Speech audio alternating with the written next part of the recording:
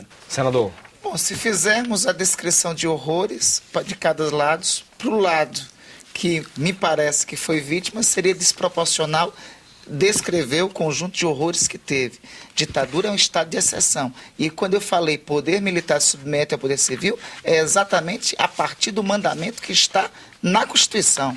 Parágrafo único do artigo 1º.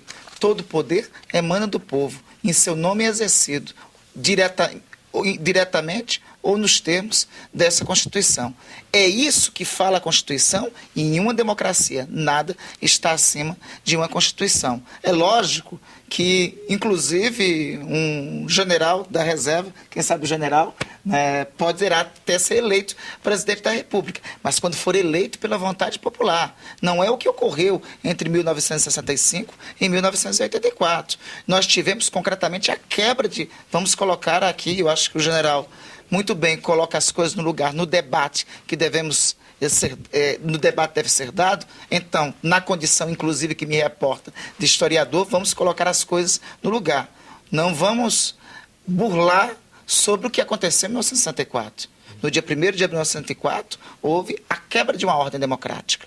Houve a quebra da ordem democrática estabelecida pela Constituição de 1946. Houve um governo civil eleito, foi derrubado. E foi instaurado um novo governo que não emanou da vontade do povo. Foi eleito por Congresso Nacional sob a pressão do golpe de Estado que tinha acontecido alguns dias antes. Os governos que se seguiram até 1989, todos eles foram eleitos por um colégio eleitoral. Então, isto é um estado de exceção. Isso não é um estado em que o poder se submeteu e emanou da vontade popular. Mesmo a Constituição de 1967, que proclamava isso no parágrafo único do seu texto, mesmo essa Constituição, todos sabem que na prática o poder de fato não emanava da vontade popular.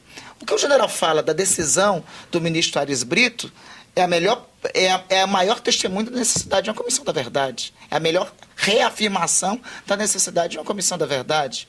Ou seja, nada mais justo e adequado em uma ordem democrática em que alguém que tem um direito atingido possa recorrer à ordem jurídica e a ordem jurídica possa proclamar o seu direito. Isso é um princípio do funcionamento de um Estado democrático de direito, que é baseado no seguinte pilar: poder emanando da vontade popular, livre e harmônico funcionamento dos três poderes, obediência à ordem jurídica e obediência aos direitos humanos. É esta ordem que é o que comumente a civilização chama de democracia. General, eu queria que o senhor vai dar prosseguimento aí ao debate, mas eu queria introduzir uma nova questão em função do que o senhor falou. O senhor falou, por exemplo, na questão de que muitos participaram da luta armada e que sofreram, portanto, a perseguição ou caíram nessa luta contra a luta armada e houve baixa dos dois lados. Mas acontece que muitos partidos e muitos grupos de oposição ao regime militar não participavam da luta armada. O Partido Comunista Brasileiro, por exemplo, não participou da luta armada. E só no ano de 1975 perdeu 16 pessoas, tiveram 16 pessoas ligadas ao partido que foram assassinadas. Houve também o Vladimir Herzog, que foi um jornalista, né, que também era do PCB, e o deputado Rubem Paiva, que era do MDB, companheiro de Ulisses Guimarães, que também foi assassinado pela repressão. Como é que o senhor responderia isso? Bom, primeiro é o seguinte, quanto à questão de a Comissão da Verdade, a questão de a pessoa ir na Comissão da Verdade, falar e depois aquilo que ele disser ser usado contra ele. Houve uma anistia.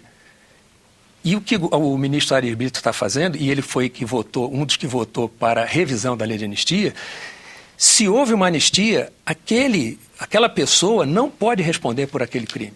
Quem tem que indenizar alguém é o Estado está fazendo isso. Tá? E quanto a contra-golpe militar de 31 de março, foi um contra-golpe. Que no Brasil estava se preparando um golpe para a tomada do poder. Certo? O golpe ao qual o presidente João Goulart se aliou, um golpe que já vinha sendo preparado pelo Partido Comunista Brasileiro, e dizer que o Partido Comunista Brasileiro não era favorável à luta armada como estratégia principal. A estratégia principal do Partido Comunista, tá certo, linha soviética, era a subversão, agitação, propaganda e infiltração. Mas ele não abdicava de um golpe, inclusive usando da violência, se não fosse conseguida a tomada do poder por essa via que eles chamavam de pacífica, tá certo, da subversão. Havia no Brasil 218 ligas camponesas armadas, tá certo, sob o comando de Francisco Leão, orientadas por Cuba. Então, se Cuba orientava, por trás dela estava Moscou.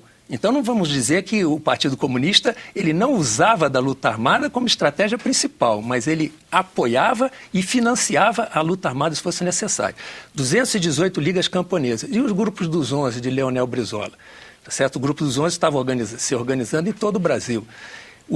E teve 3 momentos emblemáticos, tá certo?